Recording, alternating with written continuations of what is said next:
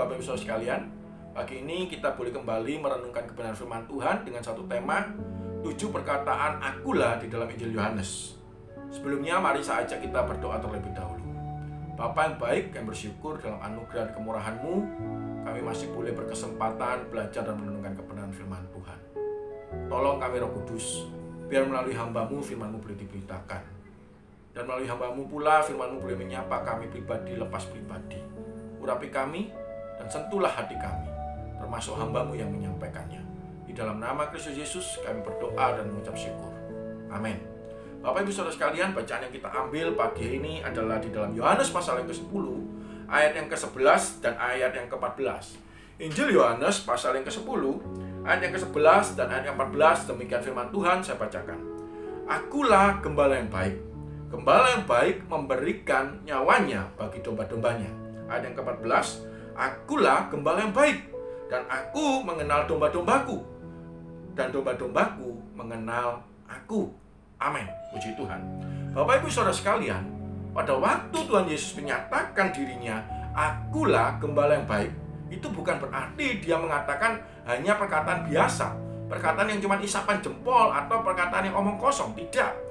Ketika Yesus menyatakan akulah gembala yang baik, dia mau menegaskan dan menunjukkan kepada kita bahwa di dalam pernyataannya itu dia mau menyatakan ada kualitas yang tertentu yang dimilikinya sebagai seorang gembala. Sebagai seorang gembala yang baik, ia benar-benar memiliki kualitas yang tidak dapat dimiliki orang lain. Dia benar-benar menunjukkan ada kualitas tertentu sebagai gembala yang baik itu. Nah, pagi ini kita akan merenungkan bersama-sama setidaknya 2 hal kualitas dari gembala yang baik itu. Kualitas yang pertama dari gembala yang baik itu adalah ia memberikan nyawanya bagi domba-dombanya. Ia memberikan nyawanya bagi domba-dombanya. Pada bagian ini ketika Tuhan Yesus mengontraskan gembala yang baik dengan mereka yang hanya seorang upahan. Ini jelas menunjukkan adanya satu perbedaan.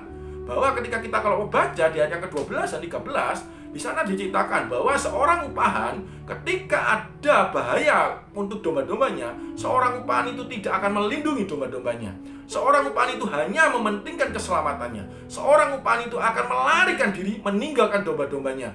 Dia ingin selamat sendiri. Dia membiarkan domba-dombanya binasa. Beda dengan gembala yang baik. Gembala yang baik ketika tahu domba-dombanya bahaya, ketika tahu domba-dombanya lagi tersesat, ketika tahu domba-dombanya lagi terancam, gembala yang baik tidak sedetik pun atau tidak pernah sekali-kali meninggalkan domba-dombanya. Bahkan gembala yang baik itu rela memberikan nyawanya untuk keselamatan domba-dombanya. Inilah berita baik itu Bapak Saudara sekalian. Inilah kekuatan kita. Inilah satu keindahan ketika kita punya gembala yang baik. Ketika kita menghadapi bahaya, ketika kita sedang menderita, ketika kita sedang susah, ketika kita mungkin mengalami penderitaan yang berat ataupun sakit penyakit yang tidak kunjung sembuh-sembuh, satu hal berita baik dan kekuatan bagi kita. Dia gembala yang baik. Dia tidak pernah meninggalkan kita. Dia tidak pernah sekalipun meninggalkan kita. Sedetik pun dia tidak pernah meninggalkan kita. Dia selalu ada bersama kita. Dia selalu hadir bersama kita. Bahkan dia rela memberikan nyawanya untukmu dan untukku supaya kita diselamatkan. Sebagai bukti, kita yang harusnya binasa, kita yang harus mengalami siksa neraka, tapi Yesus rela menggantikan kita. Kita yang gara-gara dosa harusnya celaka, tapi Yesus mau memberikan nyawanya untukmu dan untukku supaya kita memiliki keselamatan, supaya kita memiliki hidup yang kekal. Inilah bukti bahwa dia adalah gembala yang baik.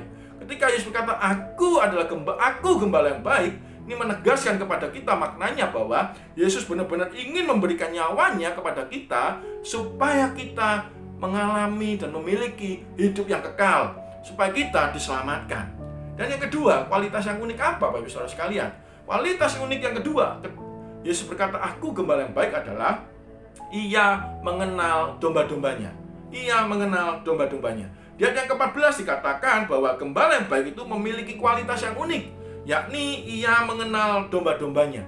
Biarpun domba-dombanya banyak, biarpun domba-dombanya hampir kelihatannya sama, namun gembala yang baik itu tahu dengan baik, tahu dengan persis, tahu dengan detail setiap domba-dombanya. Bedanya apa? Dia tahu persis. Dia mengenal satu sama lain, domba-dombanya itu dia kenal satu-satu. Hal ini menunjukkan kepada kita bahwa pengenalan sang gembala itu terhadap domba-dombanya itu bukan pengenalan yang main-main. dia benar-benar mengenal setiap detail kehidupan setiap domba-dombanya. Berarti ini menunjukkan kepada kita, dia sebagai gembala yang baik tidak pernah main-main atas hidupmu dan hidupku. Dia benar-benar serius atas hidupmu dan hidupku. Makanya kenapa dia mengenal dengan baik kita sebagai domba-dombanya. Dia tahu dengan baik ketika kita mengalami ketakutan. Dia tahu dengan baik ketika kita mengalami kecemasan. Dia tahu dengan baik ketika kita mengalami kekecewaan, bahkan kepahitan. Dia tahu dengan baik. Dan dia peduli kepada kita, Bapak Saudara sekalian. Dia benar-benar peduli atas hidup kita. Maka dari itu, kenapa kita harus takut? Kenapa kita harus khawatir? Kalau dia mengenal kita dengan baik, Bapak Saudara sekalian, pastinya dia akan tolong kita karena dia kenal kita. Selain itu, di ayat ke-14 itu dilanjutkan dengan satu frase yang indah, bahwa ada bagian yang mengatakan, dan domba-dombaku mengenal aku. Ini berarti menunjukkan kepada kita seharusnya kita sebagai domba-dombanya juga mengenal dia sebagai gembala kita, mengenal dia dengan baik setiap suaranya, mengenal suara dia sebagai gembala kita, Bapak Saudara sekalian. Namun pertanyaannya, apakah saat ini kita mengenal dia sebagai gembala kita? Apakah kita peka mendengar setiap suaranya? Atau sebaliknya, jangan sampai gara-gara kebisingan dunia, gara-gara kenikmatan dunia, gara-gara hirik pikuk dunia, kita tidak bisa mengenali dia sebagai gembala yang baik. Gara-gara kenikmatan dunia, kita tidak peka mendengar suara dia dengan baik sebagai gembala kita. Ini sungguh ironis, Bapak Saudara sekalian. Maka dari itu, ketika Yesus berkata, aku gembala yang baik, ini merupakan adalah sebuah panggilan dari Tuhan untuk kita, Bapak Saudara sekalian. Panggilan dari Tuhan untuk kita benar-benar selalu dekat dengan dia sebagai gembala yang baik. Semakin mengenal dia sebagai sang gembala yang agung itu, semakin kita benar-benar berani mempercayakan hidup ini hanya kepada dia satu-satunya junjungan kita. Maka dari itu, Bapak Saudara sekalian, biar kita juga boleh belajar seperti Daud yang mengenal gembalanya dengan baik. Maka dia berkata, Tuhan adalah gembalaku, takkan kekurangan aku. Harusnya pun kita demikian. Ketika kita mengenal dia sebagai gembala yang baik, kita akan mempercayakan hidup ini dengan baik pula kepada dia sebagai gembala kita. Amin, kita berdoa. Bapa yang baik yang bersyukur melalui kebenaran firman Tuhan. Biar melalui kebenaran firman Tuhan kami diteguhkan bahwa kami punya gembala yang baik, yang rela memberikan nyawanya bagiku dan bagimu. Dan kami percaya juga Tuhan, kami punya gembala yang baik, yang benar-benar mengenal dengan baik kami, setiap domba-dombanya. Dan kami percaya Tuhan, Engkau menolong kami untuk kami dapat juga mengenal gembala kami dengan baik dan peka mendengar suara gembala kami. Tolong kami Roh Kudus, biar kami dapat menjadi pelaku kebenaran firman-Mu. Di dalam nama Kristus Yesus kami berdoa dan mengucap syukur. Amin.